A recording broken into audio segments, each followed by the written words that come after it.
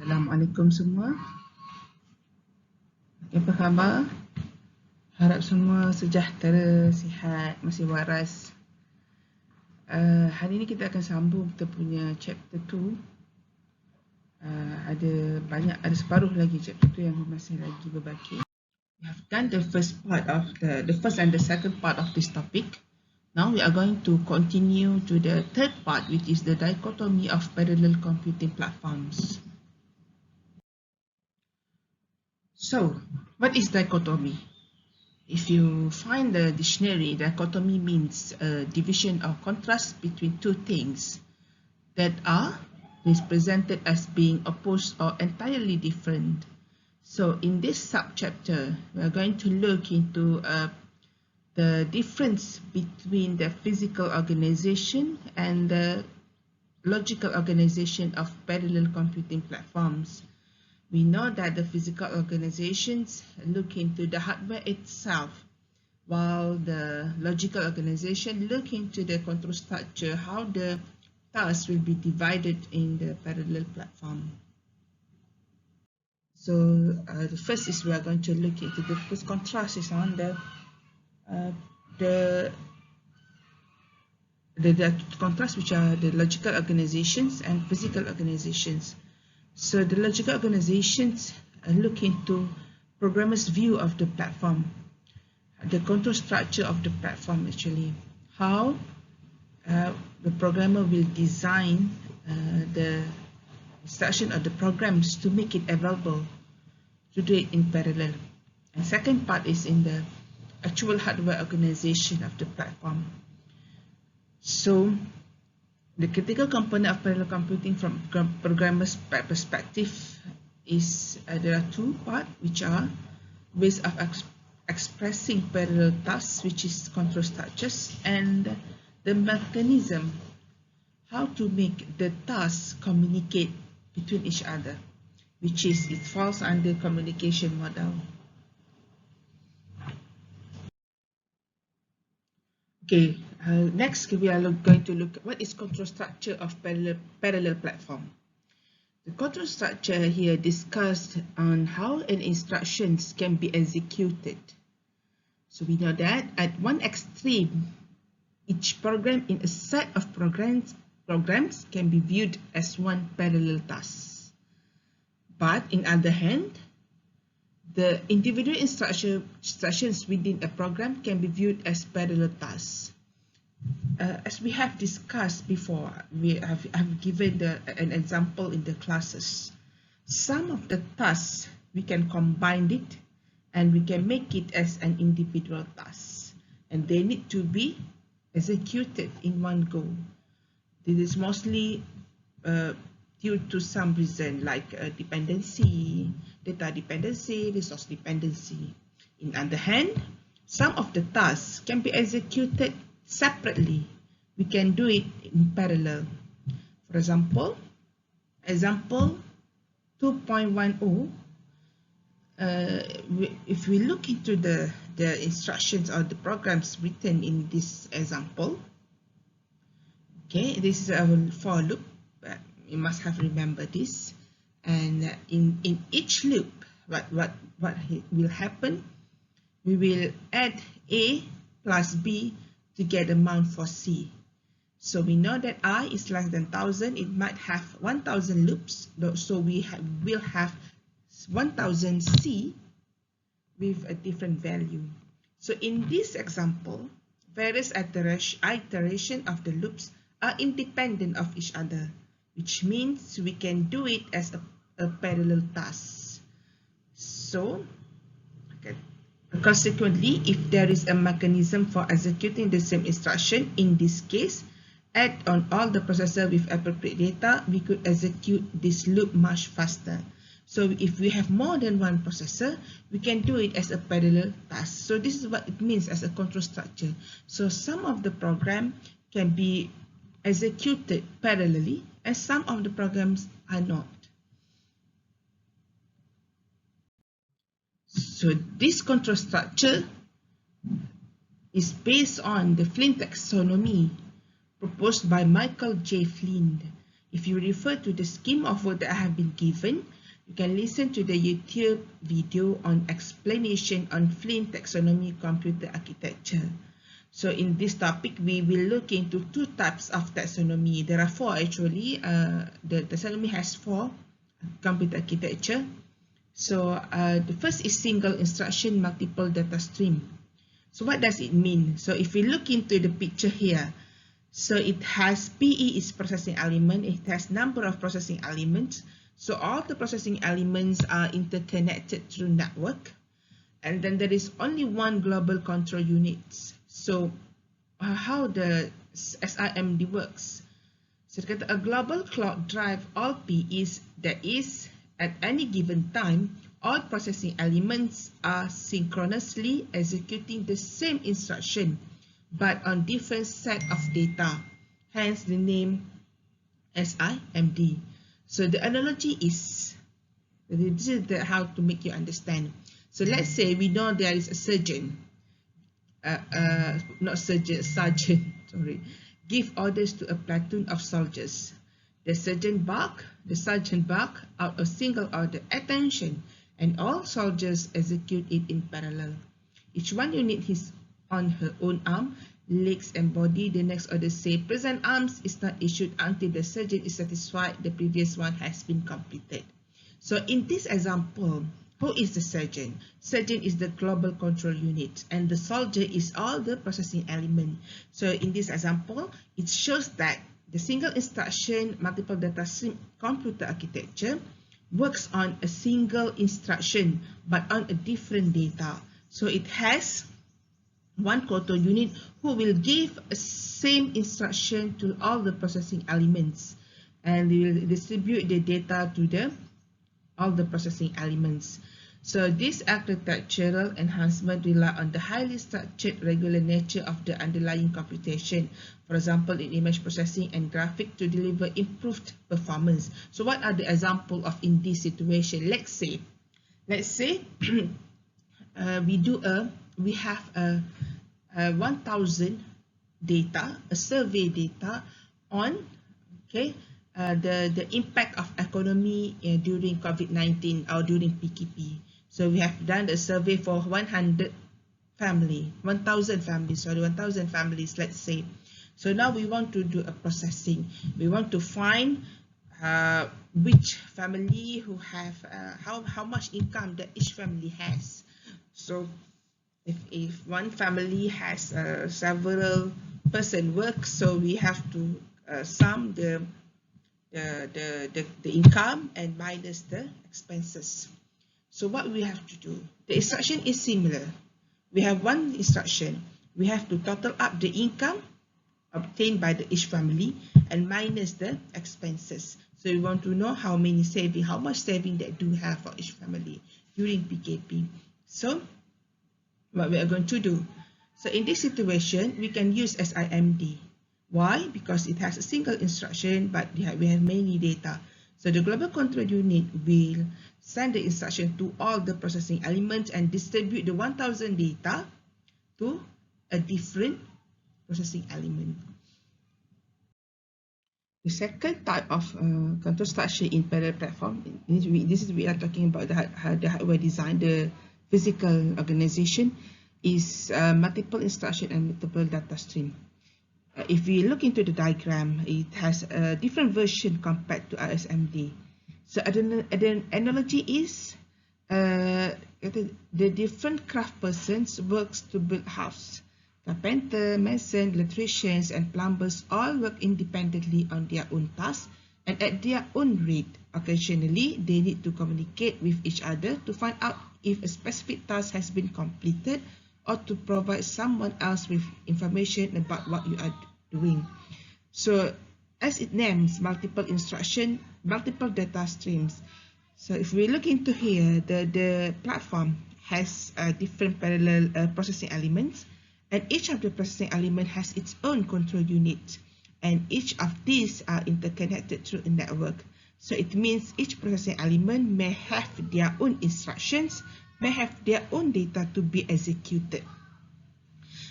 So computers in which Each processing element is capable of executing a different program independent of the other processing elements. So another type of MIMD is SPMD, which single program, multiple data. It is a technique employed to achieve parallelism. It is a subcategory of MIMD. Tasks are split up and run simultaneously on multiple processors with different input in order to obtain result faster. SPMD is the most common style of parallel programming. So it is widely used by many parallel platforms and requires minimal architecture support. So there are several platforms has been used as SPMD architecture, which is a single program, multiple data. Okay. So what is the difference between SIMD versus MIMD? So if we look into the diagram, we know that the SIMD computers require less hardware and memory than MIMD computer. Why? Because SIMD has only one control unit as compared to MIMD. It needs a single processing element may have their own control unit. Furthermore, SIMD computer require less memory because only one copy of the program needs to be stored. Whereas each of the processing element in MIMD may have their own memory. Why? Because each of the processing element may have a different instruction and a different data to work on. So they need a memory to store the data and the instructions. However, the relative unpopularity of SIMD processors as general-purpose compute engines can be attributed to their specialized hardware architectures, economic factors, design constraint, product lifecycle, and application characteristic. Honestly speaking, SIMD is less popular. Why? Because if you look into it, there is not much problem or instructions that works as how SIMD works, which one instruction with multiple data. Most of the real problem works like how MIMD works. So in contrast, MIMD computers store the program and operating system at each processor. Platforms supporting the MIMD paradigm can be built from inexpensive off-the-shelf components, which relatively little effort in a short amount of time. The second part in this topic is on communication model of parallel platforms. There are two primary ways of data exchange between parallel tasks.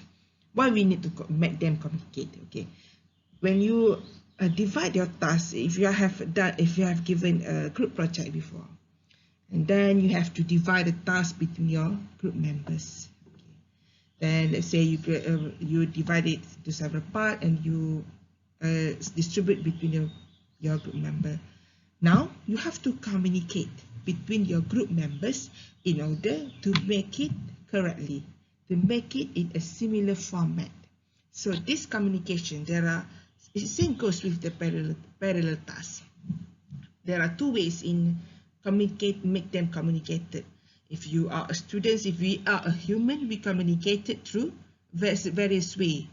Either face-to-face communication, you make a group meeting, you communicate with each other, or you may communicate through technology like Telegram, WhatsApp, email, and so on. So in parallel tasks, parallel platforms, there are two ways to make them communicate. First is accessing a shared data space, and second is through exchanging messages. So platforms that provide a shared data space are called shared address space machine or multiprocessor. So first, what is shared address space? What is the analogy for it? Okay, let's say shared address space means, let's say you are communicating through Google Drive. Okay, you create one folder for your friends to make it available for your group members. So each of you will put the assignment, the document that has been written, that has been done, the assignment will be done into the Google Drive. And to continue for the others part, you will retrieve it from it. So the address space here is the space, the memory space that can be accessed by multiple processors. So usually this type of communication used by multiprocessor parallel platforms. In other hand, the second type of communication is by exchanging message. We call them as message passing platform. What is an example for message passing platform? Usually in message passing platform is a multi-computer where each computer acts as a processing element and they are all connected between a network. So what will happen? How to make them communicate? They will exchange a message like you, let's say lah, you all ni orang yang traditional sikit, tak nak pakai Google Drive. So macam mana nak share? You pakai third party to make a communicate. You pakai apa? You pakai pen drive. So nak passing, you pass. You have to pass it from one person to another person. Compared to shared address space, the space is available, so everybody can access it synchronously. Kalau pen drive tadi, you kena pass one by one by one. That's the difference. Okay, we are looking to a details for shared address space. So the shared address space view of a parallel platform supports a common data space that is accessible to all processors. Processors interact by modifying data objects stored in this shared address space. So konsep dia, kita ada satu memory space, semua processor boleh access to the space, to the area, to the memory. Masing-masing pakai ubahlah apa yang perlu dibuat. Kalau ada data, dia orang kena buat apa, kena buat task apa and so on. So shared address space platforms supporting SPMD programming are also referred to as multiprocessor. Processor interact by modifying data objects stored in this shared address space. In the time taken, if the time taken by a processor to access any memory word in the system, global or local, is identical, the platform is classified as uniform memory access. This is for shared address space. So this classification differentiates between a processor, how the processor will access the memory or the shared address space tadi. Kalau semua processor has, okay, kalau is time taken for processor to access any memory word are similar, they call as uniform memory access. Else, if a processor has a different time taken to access the address space, known as non-uniform memory access or NUMA machine. So if we look, this is the example of the diagram for NUMA and UMA. So A is uniform memory access, and also B uniform memory access, and the C is non-uniform memory access. If you look here, A and B is UMA. So A and B is UMA. So apa beza antara A dengan B? Okay, B there is cache, and we have discussed what is cache. B has cache here.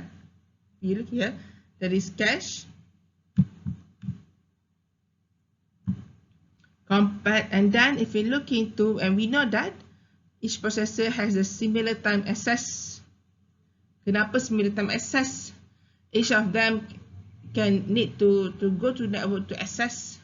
Compared to non-uniform memory access, each of the processor has their own memory. Okay. Tapi dia boleh share juga. Masuk share kat sini. So processor ni boleh access this memory from another processor.